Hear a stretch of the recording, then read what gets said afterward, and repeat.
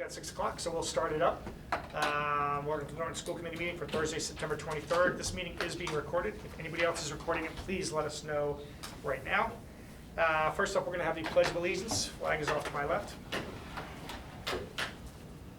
I pledge allegiance to the flag of the United States of America and to the republic for which it stands, one nation, under God, indivisible, with liberty and justice for all. All right. First thing on the agenda is the vote to approve the minutes from August 26th and September 9th open meetings. Did everybody have a chance to take a look at those? Yes. Okay, anybody have a correction? No. No, okay, I do have one correction. And we can go without the correction if we don't know. On the September 9th minutes, on the last page, the vote to revise the face mask policy, I did not make the motion to change it. I entertained a motion, and somebody did make a motion, but it was not me. I don't care if we don't correct that, quite frankly. Yeah, I can go back and take a look at it. If you don't have it, let's just pass them as is then. All right, so nobody has any corrections on them? Okay. All right, so in that case, I would entertain a motion to approve both the Thursday, August 26th and Thursday, September 9th open meeting minutes. So moved. Second. All those in favor? We're going to roll call, right? Yep. Ms. Kathy's here. All those in favor, Mrs. Stern? Yes. Mrs. Gallagher? Yes. Mrs. Cohen? Yes. Mr. Sheedy? Yes. And me, Mr. Sabas, yes. All right. Next up, we have warrants. And Kathleen, that's you, I think? So I reviewed and signed the following warrants, $250,991.50, $169,378.67, and $1,089,488.35. I wish to put this into record. All right. Thank you very much. Next up, we have the student representative updates. Zoe and Malia, how are you? Hi. So we have kind of a different thing today. We have some leftover updates from the last meeting. Dr. Marcus was sent them in a few days ago, so we have some new updates on like the first day of school. And then Zoe's gonna go through kind of a general like stuff that's going on at the other schools, stuff that's going on in the high school, stuff like that. I'm gonna start with the stuff that Dr. Marcus gave us. So he said from third grader, if the goal is for me to like school, the goal has been exceeded. A kindergartner said, I had my favorite best first day today. A third grader said, I was nervous at first, but then I was excited. A second grader said, Dr. Marcus is a pineapple. He stands tall where the crown is, we on the inside. And he said, lots of thumbs up and parents pick up every day. So he is happy, having a good day all around. So it sounds like start of the JCS has been a success, and the rest of the pineapple, which is good to hear. I think Zoe's gonna take over for the next part. Yeah, it's been pretty positive all around with all the other schools. We looked at some of the Instagrams and the Twitter accounts just to see some events. So high school senior cruise last night, that was really fun. I had fun. So also at the high school, student council is working to try to fix some traffic problems and maybe some LLP problems that students have been talking about. Picture day has been happening, middle school, high school, and some schools are still gonna have theirs later on. Meet the teachers night, all of our teachers have been saying that it was fun meeting our parents, which might have been a little scary. And the Yale, they're doing the good news call of the day still, so all the kids are loving that. And for high school, sports teams are doing great. I don't know what's happening this year, but we're on a pretty good winning streak for a lot of the teams. And also around the board, everyone's excited for the early release tomorrow, so thumbs up for that. I don't know if Molly has anything else, but she's excited for early release too, I know that. Excited for early release. I think that's pretty much it. I don't know, it's been pretty good so far. People are getting involved, like you said, with the student council thing, so yeah, I think it's going pretty well so far. Okay. I think we'll definitely have some like more personalized opinions next time. After school's been in for just a little bit longer, but yeah, that's it. All right, sounds good. Thank you very much. Anybody have any questions for him? No? Great, thank you very much. Next up, we have the vote to approve the DECA Trips for 2021-2022 school year, and we will turn it over to Ms. Skowronek, I believe, for this. Yeah, Ms. Skowronek is on, and I think I saw somewhere else too. Ms. Pilot is here as well. They're both on the screen. So I'm going to turn it over to them for their quick review. And as we started a couple of years ago, it's one vote for the entire thing that you're approving. Go ahead, ladies. Hi. So we are looking for your approval for our trips for this year. So far, we have the DECA Power Trip, which is taking place in Boston this year, November 19th to 21st. That is optional for our students to attend. That agreement is not a competition, that's just networking, learning labs, competition prep, and then college and career exhibits. Then our competitive events are districts. We're looking at probably Hyannis again, January 6th to 7th, or January 13th to 14th. States in the Marriott Copley and Heinz Convention Center in Boston again, March 10th through 12th. And the international conference this year is in Atlanta, April 23rd to 26th. And we're hopeful to have some students place for that. And a lot of all these things are very up in the air. There are a lot of schools who are at different points here, some not allowing field trips at all, some not allowing overnight field trips. So a lot of it is very up in the air, even as far as the district conference is concerned. It's usually an overnight trip for us. Most likely not going to be an overnight trip this year. It's probably still going to be a 2-day event, but it will probably just be a day event and then another day event with just us going back the next day. Or it may be students split. It may be some competitors one day and some competitors the next day. So there's still a lot of logistics to work out as far as what schools can do. There are a lot of, there are 8 other schools in our district, so we have to have some meetings to find out exactly how this is all going to take place. States, for right now, is still virtual still in person up in Boston, so that one is pretty much set in stone, but the district conferences are still very much up in the air as far as what's going to happen, and, that could change a couple times between now and January, so. Okay. Does anybody have any questions on this? No? All right, I think over the years I've been pretty straightforward, and my appreciation and my fondness for DECA and the great job that the club does in general. Without further ado, I would entertain a motion to approve the DECA Trips for 2021-2022 school year. So moved. Second. Second. Roll call vote, Mrs. Stern. Yes. Mrs. Gallagher. Yes.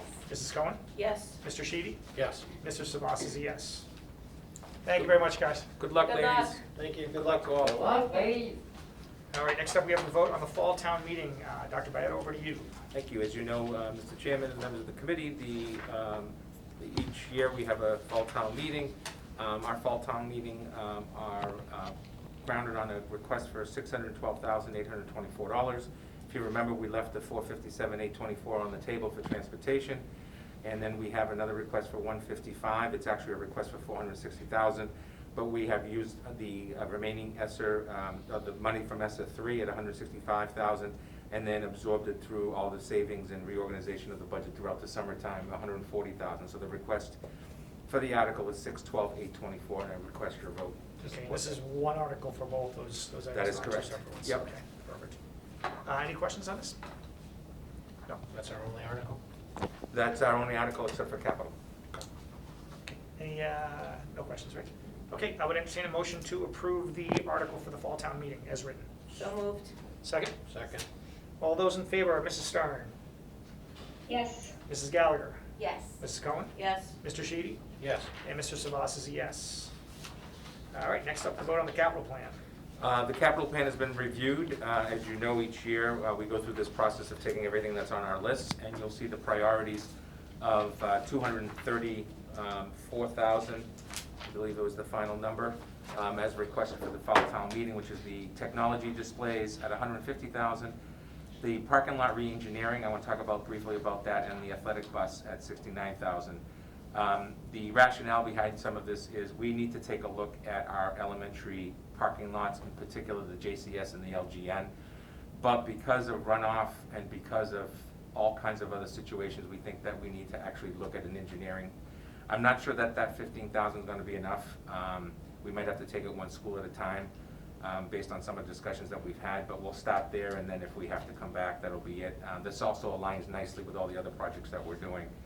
And then lastly, the athletic bus really is, as you know, a cost savings measure long-term for the district, in terms of not having to use, traditional buses for some of the trips that we make. The technology displays would be for district-wide. I believe that the plan is some significant changes to the middle school, and then moving in both directions, if you will, over time. This has been on here for at least 4 or 5 years that I can think of, so it's not a lot of requests, and these are requests that we can easily do during the fall. We don't have to wait until the spring, until the summer to do them. So we ask you for your support on our capital plan moving forward as well. And Joe, the minibus, it says purchase of new minibus, 3-year lease, it's a lease, not a purchase, right? Right. Okay. Yep. What's the capacity on that? Because I know that's the small minibus is the old one, right? Like, Yeah, so these I are, I think Matt's on, if he's not, I know Wade is. It wasn't. Yeah, Matt, the capacity of this request, the buses, these are, what number of passengers on these buses? 14 or less. 14 or less, okay. I was gonna say 12, I was wrong. Thank you. And I believe, Matt, this was either go with the purchase of 69,000 or lease it over 3 years. Yeah, it is the purchase for 69,000. If we leased over 3 years, it would be roughly about 23,000 a year. So- Why would we not purchase it then? We're asking for a purchase. Okay. So sometimes what happens with capital is in order for us to try to get something, we go with the lease. We've traditionally gone with the lease process. Right, But in this same particular money in case, this case, right? well, So- it's the same money, and the other thing is these prices are just going up every single year, and they're not just going up 1 or 2%, they're going up significantly. And we might even have to wait for this, based upon what we're seeing with transportation sales. Yeah, I mean, I can't think of any reason why we go with a lease. It doesn't Right. make any sense, right? No. I mean, even a depreciating asset over 3 years isn't gonna depreciate $69,000. So- Exactly. Okay. I just have a quick question, and I might have missed the beginning of it. Did you say that so when the high school takes their fees, that's saved for parking lots only? Can that fix the other school's parking lot, or is that only the high school? So everything to do with the parking lot, according to the way they were set up, like for example, the parking fee can only be used for the high school parking lot. So if we want to purchase something that's going to plow that parking lot, we can get away with that, but we can't take that money and move it to the middle school or another school. Okay, And- thanks. Yep. Okay, any other questions? No. Okay, then I would entertain a motion to approve the capital plan as written. So moved. Second. Second, All those in favor, Mrs. Stern, Yes. Mrs. Gallagher, yes. Mrs. Cohen, Yes. Mr. Sheedy, yes. and Mr. Savas is a yes. All right, we'll stay with Dr. Bayer for a personnel update. Just the list that you have, it's 2 pages of changes to staffing, either changes from positions within it or coming in as new for replacements, retirees, resignations, and then shifting, like I said earlier, that we made due to enrollment shifts and wanting to target return to school with COVID, i.e. the interventionist positions, which eventually, probably sometime in late October or November, we'll put a report together for you so you can see how it's intended to work. But this is all the list, this is already changed today. So just to let you know, I have never, ever in my 13 years in superintendent seen more constant changes of personnel. And this is an issue statewide. This is not just a Norton situation. Just a lot of competition for the same bodies.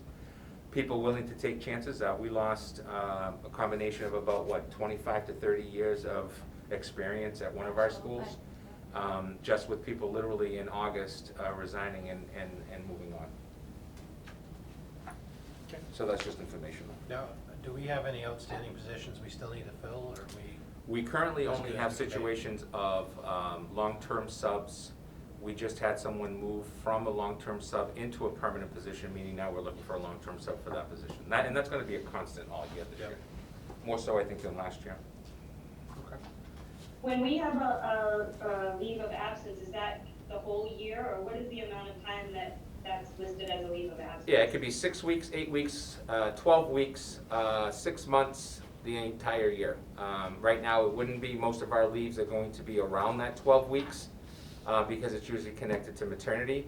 And then you also have sick leaves for COVID, which can last 5 or 10 days, so we just have a daily sub, or in some cases can go a lot longer than that. Mrs. Stern, Terry Rand is really good about putting the length of time next to the leave of absence. So if it's shorter than the year, she'll note that. And then she also notes if it's for the full year or not, too, so. So since these all say school year, that means it's the The whole entire year? year, yes. Yep.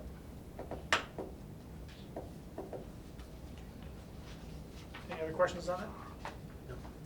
Okay, we'll move on to the update on the athletic complex. Not a whole lot of information. We've been meeting. The last meeting we just had was to take a look at what they call the 25% athletic complex schematic design. Basically, the two major areas that they're looking at is the sewer situation underneath the field and then the connection. And then the second issue is the area of conservation. So those are the two major areas that they continue to tweak in terms of how the field should be shifted, when should it be shifted, where do the gates go, and all of that stuff. So we still don't have detailed specifics. We met the other day. Sherry was there, myself, Matt, Wade, Ethan, and Aaron, just to kind of get an overview of like what they call the 25% kind of schematic design. So you're a portion into that process. Now the next one is the 50%, and then we go to get to 90, and then go out to bid. Right now we are still on schedule to go out to bid in March. We are still on schedule to open up those bids at that time, probably in April, by April, and shovels in the ground. The goal is May, and we'll be able to open, depending on which field you do first. Potentially it's going to be the high school field. The Adams field would be the first replacement, potentially having that open for September, and having our first games there in the fall. Now, I know there was a concern about the tennis courts here being unmanageable from next year. Is that? Yeah, so the issue with the tennis courts is everything to do with the season and laying down concrete and materials during the winter months, not suggested at all because of what the weather can do. So the likelihood of that being available is probably the spring of '23, more than likely. I can see them being opened maybe by the fall, but if that doesn't touch our season, it touches the benefit of anybody else who wants to use it. Okay. And as soon as the schematic design is further on, the big committee will get together, kind of give its input, then come to you for a public presentation so that we can wrap it up. I anticipate the wrap up to be, I would say, 85 to 95%. This is what we're doing probably around the holiday season. And by holiday, I mean the Christmas holiday season, and right after the first of the year. Joe, did we change the big committee meeting yet, or no? Yes, we're going to. Okay. I've not yet Okay. changed it, but it needs to Okay. be changed, All yeah. right. Because we're not gonna have anything to talk about at the next meeting. Right. Plus, we have a conflict with one of the members. Right. Okay, any other questions on the athletic complex? No. Okay, next up is the update on the training project. So, I'm gonna turn this over to Wade Lazat, our Director of Facilities, because he does have some information to provide you. A timeline from Train will be received by us in the next 5 to 10 business days. That timeline will probably include most of what's gonna happen in the winter, but predominantly this spring, summer, fall. Wade? Good evening, everybody, and thank you for giving me a few minutes tonight to kind of quickly update you on where we're at with the yell and heat situation. So I'm going to try to share my screen here with you, put together a little slideshow.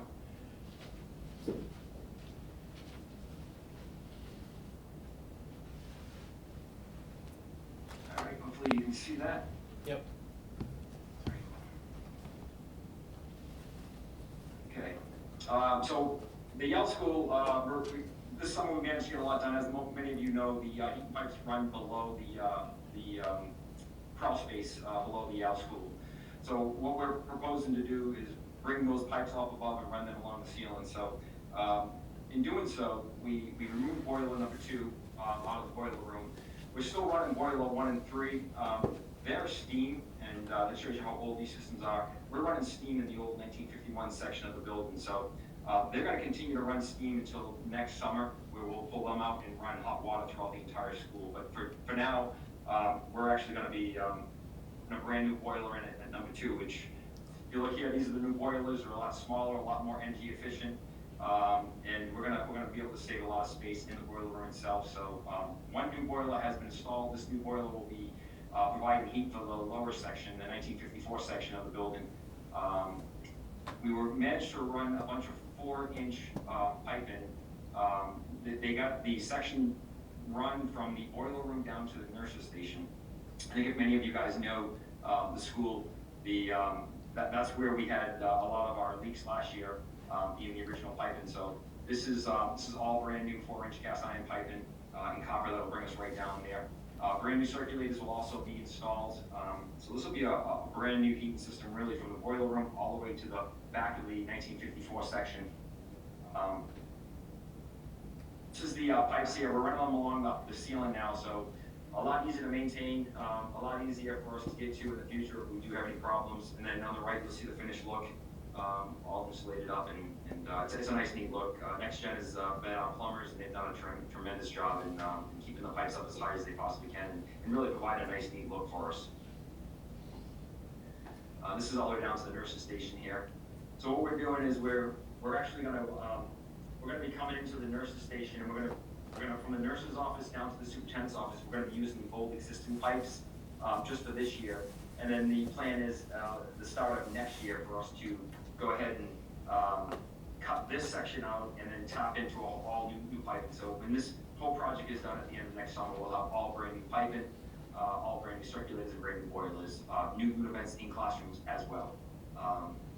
During this installation, we're lucky enough to put a bunch of new shut-offs in, which will enable us to work on sections of the piping if we ever have problems, and not shut down and drain the whole system in the future. This is just the kind of the same look going down to the nurse's office. That was the raw pipes being laid, and then the insulated pipes, the finished look that we have, nice smooth look. And then this is just this is the quick timeline here. At the Yale School, we are going to continue to run the hybrid heating system for the upcoming heating season. So we're going to be running the front section will be steam, the back section will be hot water, and a lot of new pipes, new boilers, and circulators going there. As Joe mentioned, we are expecting a new timeline from them, from Train in the next 5 to 10 days.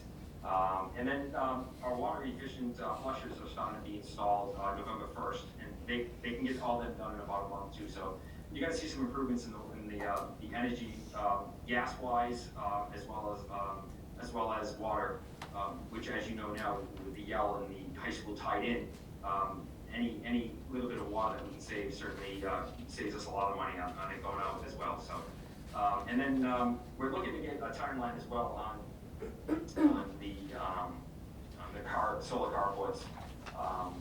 Right now, products are really hard to find. They haven't put the order in for the carports yet. They're still working on schematics, and as soon as they get those, then they can place the order. So we're moving along on things. Our main concern going into this train project was to make sure that we had heat for the Yale School this year here, and I think we're on our way there. And then just a proud grandparent moment here. Just because she's so cute, and Denez always gives me a hard time saying that this stuff's never really fun to talk about. Well done, sir. We love it, Wade, yeah. Any questions? She's beautiful. Any questions, comments, concerns? The carports, are they just at the high school, or where, I forget where we're putting the solar carports? We're going to be doing them at all 5 schools, which is fantastic. They're going to be carports, which is going to make parking certainly a lot easier for our staff in the weather, in the sunny days as well as the snowy days. A lot easier for us to clean up on the snowy days as well.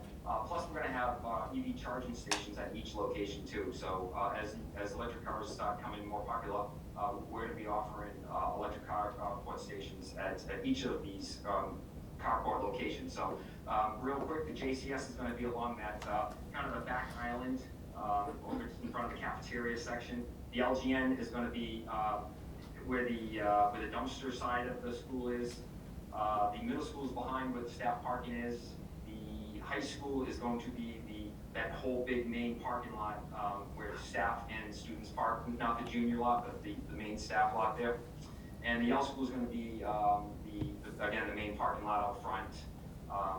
And so each school's gonna have that, and I can't wait for that. It's just gonna be, it's such a benefit. I mean, they're saying that we could actually claim up to 40% of our electricity that the schools are using right now, just with the solar carport. So, and then what they give us night light throughout the parking lot areas. It's just the safety features, and just I think just aesthetically the look of them alone is just very pleasing. So I'm really excited to get back on.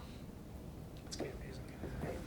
Yeah, so that you know too, we have plans to take a look at those pipes that are in the ceiling at the Yale and actually converting to a drop-down ceiling. As you know, that those hallway ceilings are pretty high. There's a lot of wires already there from the technology because it's an older building. But really, except for the roof at some point down the line, that building will be solid for another 50 years. I mean, it's in good shape to begin with. It needs some more paint and that type of stuff. But the windows, the roof, and then lastly, those ceilings and then the floor tiles. Those are really the last major things. Schools eventually are all going to have to convert with some type of electrical changes in terms of hard wiring inside the buildings, because we're using so much. We're having that issue with the LG already, and trying to convert classrooms that need AC because of a special recommendation, and we just, our requirement, it's almost impossible to do. Okay. So. All right, any questions on any of the training projects? Nope. No? All right. Wade, thank you very much, appreciate that. Thanks, Thanks, Wade. Wade. Next up, we have the opening of the school report. Yeah, so I provided you the kind of, if you will, yearly bullet points that each of the principals and directors and assistant superintendent's office provide you. And I won't read the 6 pages or 5 pages worth of stuff, but in general, the major hiccups this year are the traditional hiccups we have, which is I cannot control traffic on 140 and 123. At the start of school, 140 all of a sudden had a road situation. We didn't know about it. We have the typical request for changes of pickups and drop-offs. Many of those have been approved. We have the bus doesn't pick up my kid complaint. I think we've addressed that one finally. And a lot of that is also has to do with compliments to Bloom for giving us a workforce. We have to remember that every community is dealing with shortage of drivers, and Bloom, our vendor partner has been able to provide us the drivers. Some of them are new, so they're learning Norton, they're learning the routes, and mistakes are going to be made, but we have them, we have backups, and so far things have been going as smoothly as you can anticipate with the start of the school year.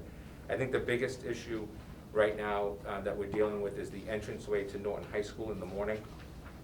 That continues to be a big problem, and how to try to address that. And some of you know this because you drop off your own kids and I drop off mine, and if you're not there right at around 7:20, you're going to be late for class for the 7:40 bell, if you will. So we're trying to see if we can make some tweaks to that in the near future. Probably going to put some people together to see if we can, I think the students mentioned it too, see if we can find multiple avenues and ways to try to release while also still meeting all the requirements that we have to with time on learning. The middle school, the Yale, the JCS, the LGN have had smooth openings as well as the high school in terms of we are enrolling students every day. We increased enrollment today by 2 students. We're at, as you know, I do the October 1 report later, but including the school choice, we're at 2,418 students. We have about, we're going to have over 50 students on homeschooling, so there's some concern there in terms of why that's happening, but again, it's a number that we're seeing stay away. So I'll report that data, which is based on the October 1 report, as you know, that we have to file with DECA formally with you next month. Joe, the new students are moving into district or are Yeah, school no, choice? the signups right now are all move-ins. Yeah, and a lot of that is really, as you know, the purchase of homes and home sales is a bidding war, which then causes closings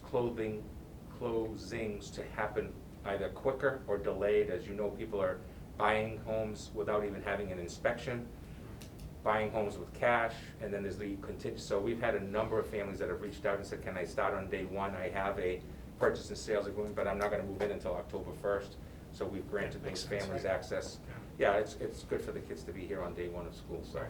I'll provide some more details. I wanna thank the Can I staff. add- Oh, Just also, sorry to ask for clarification, so just to clarify, the homeschooling students are not hybrid, they're not sort of our virtual No. school, just to make sure that everybody understands Homeschooling homeschooling is a is parental different. choice under the federal law that provides the parents to provide us a curriculum.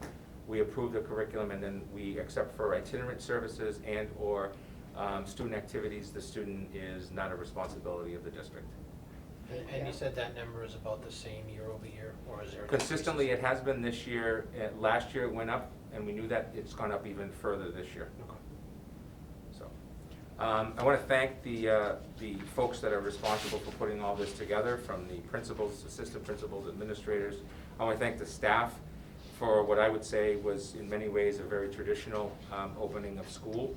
And I want to thank the student body for always being, 99.9% of our students are respectful and kind and do the right thing and make good decisions every day. So thank you to them as well.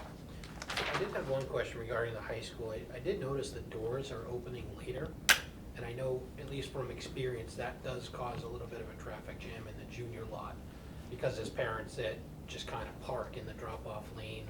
Is there a way to open up the building earlier, or is that something? Biggest issue with opening up the doors is your teacher report time has to be X, and then that means you have no supervision in the building. But Okay. I'll look into it, but I don't think we've had a change in the opening of the building time. It could be just a lot of kids. It might just be my. A lot of kids are showing up. I can tell you a lot of kids are showing up early. I started the school year because I, as you know, commute into work with my daughter, and I was leaving at 7 to be here for like 7:25. I'm now leaving at 6:45 because of the traffic. Doesn't matter what street I come down, I'm gonna catch the traffic. Yeah. Okay. But I'll look into it too. Any other questions on opening school? No. Okay, wow, we got through the agenda quickly tonight. Next up is any other business not reasonably anticipated. Does anybody have any? I do, I have one. Just literally just came in. If I can get it.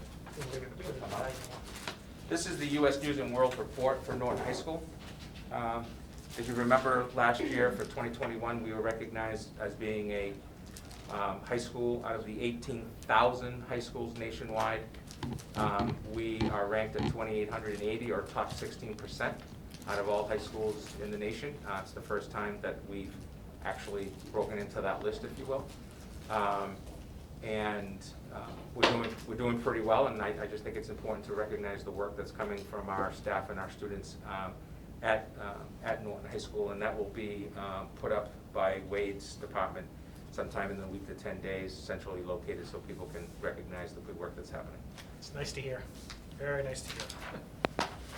Okay, I do have one thing, or maybe a couple things.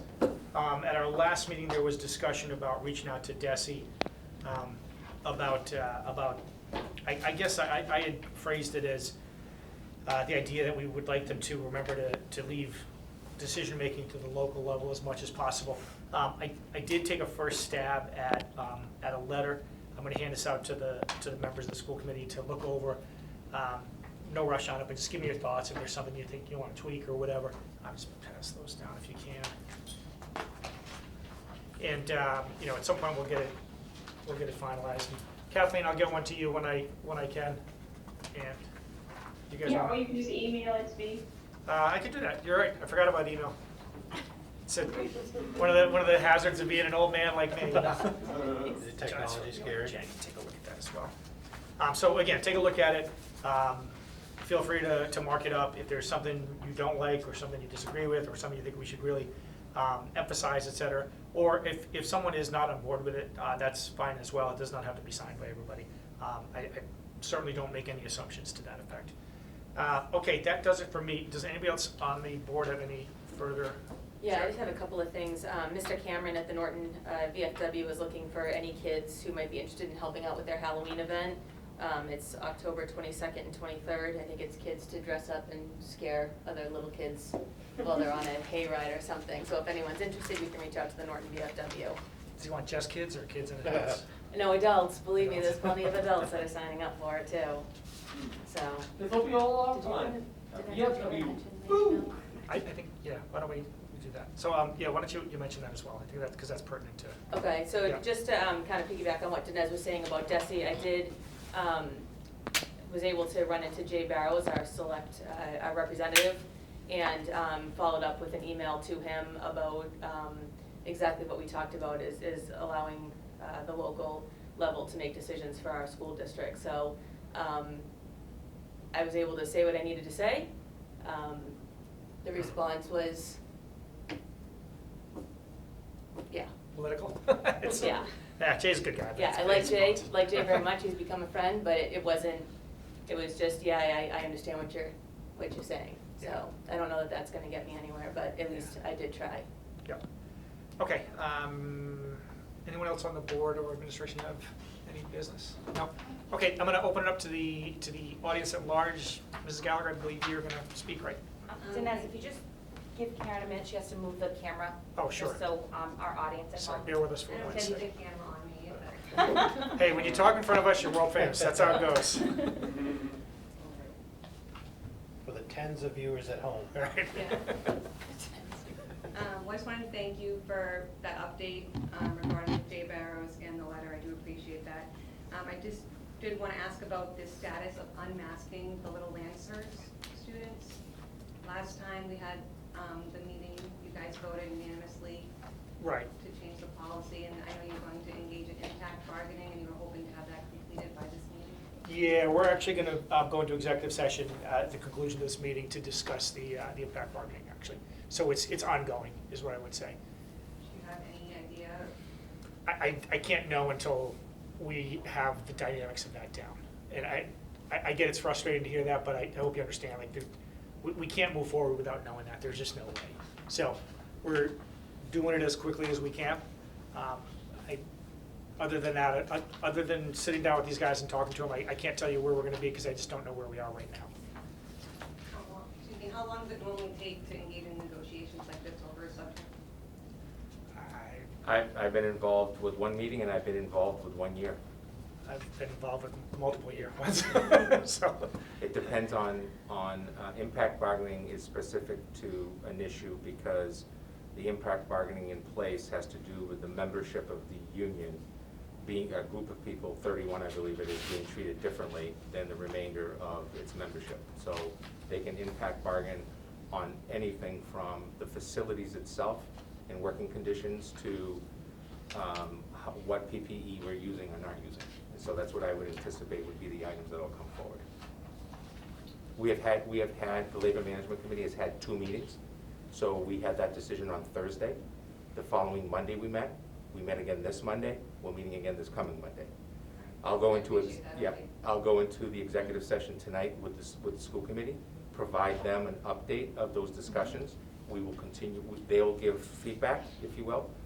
We meet again on Monday the 27th. I think the only day we don't have scheduled is the holiday on the Monday. Right now, we're scheduled to meet every single Monday. We do it via Zoom. We do it right after school hours, and we meet on average anywhere from an hour to 2 hours. Okay. Thank you very much. Because it's a singular issue, I would like to think, and I don't want to overpromise and underdeliver, but because it's a singular issue, I'd like to think that it will be done fairly expeditiously. I probably was overzealous when I thought we'd be done by now, but I don't have a reason to anticipate that it'll take a lot longer, if that helps you at all. Yeah, that's good. Just when you made a comment of, as Dr. Valletta was saying, sometimes, obviously it depends on the issue, but sometimes it has taken a year. Yeah, I'm just being truthful. No, I appreciate I'm not that. here, but in my last district, I went to arbitration on an issue. We met for 6 months, couldn't agree, and the 2 sides decided to go to arbitration to settle it, and then the arbitration took another 5 or 6 months. Yeah. It's typically on an issue like this, it's typically a discussion around the health and safety of the adults in relation to the changing of the working conditions. So the typical things that you see are what's available, do we agree on that? What are the questions, do we agree on that? Exchanging of a lot of information is usually the other part. That's already happening right now, the exchange of information, requests for information.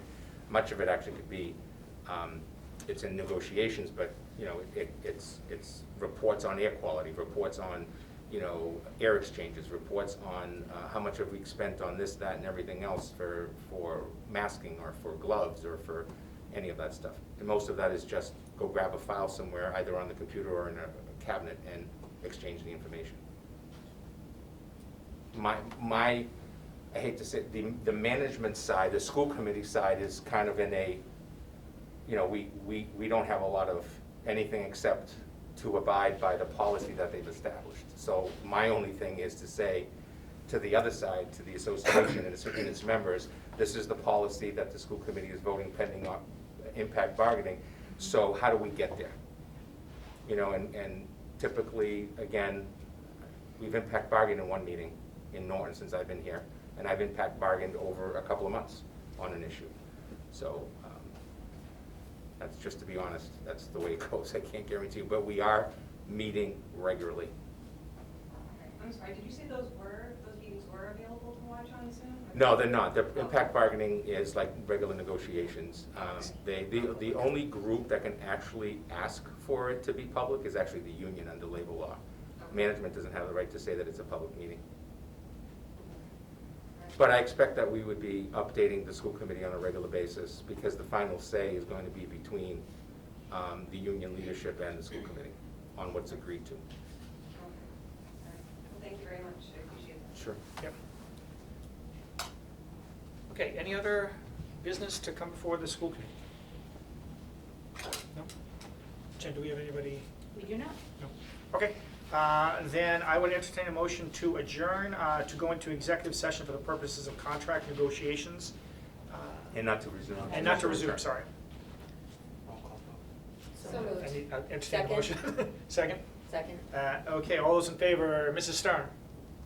Yes. Mrs. Gallagher? Yes. Mrs. Cohen? Yes. Mr. Sheedy? Yes. And Mr. Sabasi is a yes. Thank you very much. Oh, before we do that, very quickly, our next meeting is going to be Thursday, October 14th. And do we have a location for that yet? That's probably going to be here too. Okay, are we doing the Right now, we're rotation on not. schools? Right now, we haven't decided to do that, but Okay. we're open to do that if that's what the committee wants. Okay, we can talk about that. All right, thank you. Good night, everybody. Thanks. Hi, everybody. Good night, Rita.